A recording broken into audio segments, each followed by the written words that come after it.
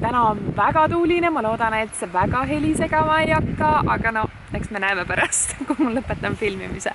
Aga ma otsustasin täna aiatöid teha. Mis ive see on?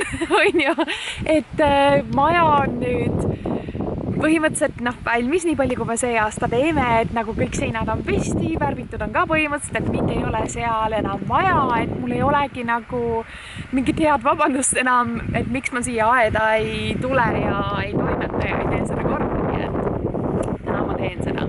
Ja võib-olla on ka natuke selles asi, et väike paus oli nüüd sellest aiast, et nagu kogu sellest pettumusest ja kõigest sellest on väike paus, et ma tunnen, et ma olen praegu mingit uut energiat täis ja ma olen reaalselt valmis nagu siia tulema ja tegema ja rohima ja kõike seda jura, mis on tegelikult nõme töö, mis selle taime kasvatamisega kaasas käib, aga täna ma teen seda ja võib-olla on väike siuke asi ka mõjutab, et need kerged soojemad ilmad nagu panid mingid viljad käima korraks ja siis hakkas nagu mingi saaki sisse tulema ja siuke kerge rõõm tuli ja siis on siuke, et aed andis mulle midagi ja ma annan nüüd talle ka vastu. Mu üks idee oli siin aias hakata niimoodi toimetama, et ma näiteks võtan kogu selle platsi ette ja hakkan nagu ükshaaval töödega, et nagu rohin kõik asjad kõigepealt ära, siis lõikan kõik asjad kõigepealt ära, siis teen mingi saagikorrised, mis seal veel on, siis võib-olla lõpuks külvan kõik asjad korraga, aga mõtlesin, et nii ma võib-olla ei jõuagi mitte kunagi mitte kuskile, et ma pigem hakkan kõige kriitilisematest peenratest pihta ja ma hakkan ükshaaval peenrate kallal tööle, et ma võtan ühe peenra ette, rohin seal, toimetan kõik ära, et selle saab viisakaks ja siis lähen edasi, siis on vähemalt midagigi päästetud, kui ma nagu kõikjale võib-olla ei jõuagi. Aga ma vaatan, palju ma täna jõuan ühe päevaga, mul on terve päev ees, pikk aega on ja hakkan tööle. Ja miks ma nüüd ka need tööd käsile võtan, on sellepärast, et ma tahan valmistuma hakata järgmiseks aastaks. Et see aasta oli nagu ta oli, siin ma ei päästa enam mitte midagi, on ju, aeg on läbi, et saame veel, mis me saame siin, aga hooaeg selles mõttes ei ole läbi, et sügise kraami saab veel panna, aga jah, et ma hakkan neid peenraid ette valmistama sel moel, et järgmisel aastal saab paremini, lihtsamalt kõik, et ma tegin ju jube suure vea sellepärast, et ma need peenrad tegin nii-öelda kevadel, see oli peaaegu juba suvel, on ju, ma raiskasin oma väärtuslikku istutamise aega selle peale, et ma alles tekitasin peenraid, et seda ma ei sükest viga ma ei taha mitte kunagi enam korrata, et tulevikus kõik peenrad peavad olema sügisel valmis tehtud ja siis võib-olla mingi pisikese teed kevadel veel jooksvalt, on ju, aga kõik suured plaanid ma tahan ikkagi, et oleks sügisel valmis, siis kevadel saab otse istutama hakata. Ja siin ka, et ma proovin nad parandada mingil moel, et mingid peenrad, milles ma enam see aasta ei kasvata. Üks variant on, ma proovin külvata vahekultuuri nii-öelda või seda, cover crop. Mis on cover crop eesti keeles? Ei ole vahekultuuri. Cover crop on pinnase mingi kattetaim, ma katan ära,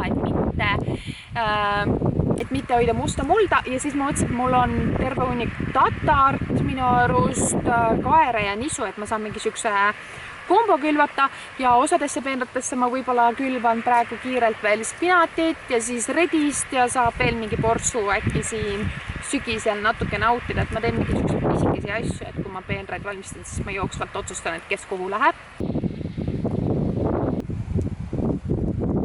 Esimesena ma võtan kohe ette tomatipeenrad, sest nemad on nagu siuke piiri peal, et kui ma natukene nende eest praegu hoolitsen, siis nad võib-olla annavad mulle veel ilusasti vilju, aga kui ma nagu mitte midagi ei tee, siis ei pruugi ma saada, et need on kõik viljad on siuke piiri peal, valmimise peal, et mu plaan on kõik tipud nüüd ära lõigata, et ta ei paneks rohkem energiat sinna oma edasi kasvatamisele, vaid lihtsalt lükkaks kogu oma viimase energia nende viljade valmimisse ja siis äkki ma saan veel mingi portsusid kätte nii palju, kui neid vilju on, ega neid palju see aasta pole, aga ikkagi midagi saan. Et väike lootus on, et siin saab midagi normaalset veel.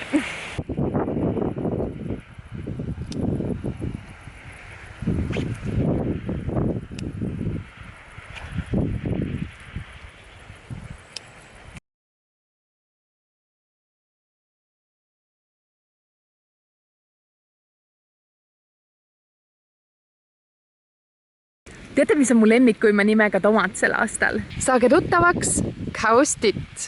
On küll siukse kujuga natukene ja... nii, tomatid on grammikene viisakamad.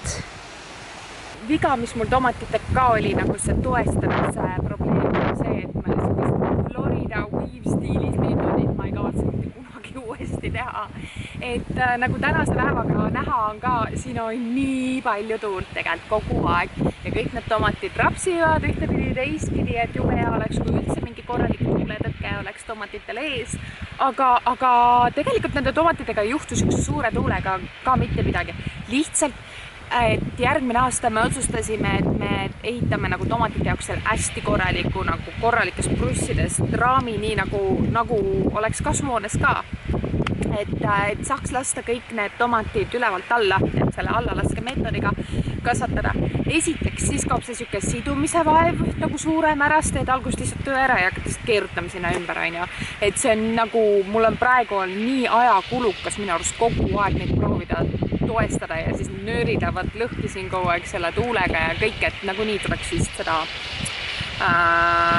selle allalaske meetodiga ma arvatavasti ostan selle spetsiaalsed kasvatuskomplekti nöörid, ma ei tea, kuidas seda kutsutakse, et umbes siis plastikinöör, et ma saan mitu aastat ka kasutada, et praegu mul on siuke looduslikum nöör, mis kõduneb ja siis see kõdunebki võib-olla natuke liiga kiirelt ja nagu siin niiskega läheb hästi kiirelt katki. Et see ei olnud kõige parem otsus mul siin ja mis siin veel, oota, mis pahasti. Jah, et nagu siuke korralikest prussidest ja siis saab järjest lasta need nöörid alla ja mul on nagu, ma ei pea muretsema, et kogu see asi kukub mul ümber, tomatid seisavad ilusasti püsti ja siis lihtsalt see ajakulu on ka loodetavasti täielikult läinud. Nii, järgmine peenar, mis ma tunnen, et on kriitilisem, on see siin hiljem külvatud porgandipeenar, et ma olen sellega küll hiljaks jäänud, et siin oleks pidanud ammu juba harvendama tulema, et natuke numbrofte ka. Ma proovin sellega ühele poole saada.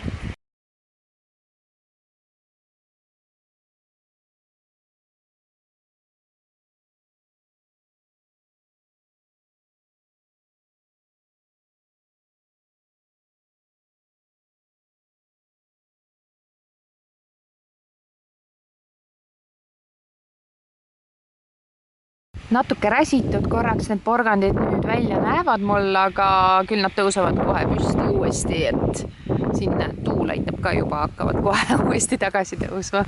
Et nad on siin päevaga, kahega kohe kõik jälle ilusti. Nüüd juhtunud on, ma käisin korra ära, juba on herned ümber kukkunud. Mis freaking tuul siia tuleb nüüd praegu? Nüüd ma pean hakkama hoopis seda üles tõstma või jätan. Kuhu ma jätan, sest ma ei kujuta ette, mis torm siin tuleb. Ma pean natuke ilmateadet vist vaatama, sellepärast, et herned ka juba siuksed, siis mis torm siia tulekul on, et kas ma peaks nagu selleks valmistuma hakkama, et kas ma lähen päästan seal päevalilli ja mis mul veel vaja on, äkki ma pean hakkama asju kokku panema hoopis.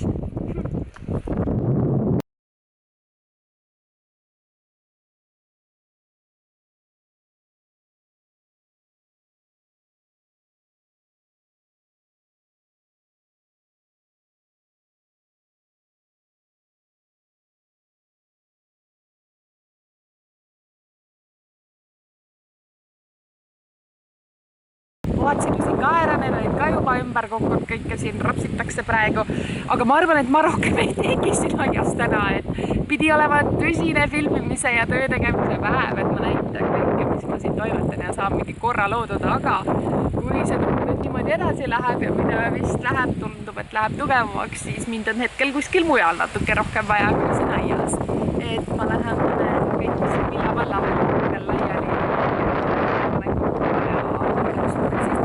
Tormiksin, aga äkki ma homme saan jätkata siin tegemisi ja saan siin natukene midagi mõnusamaks veel.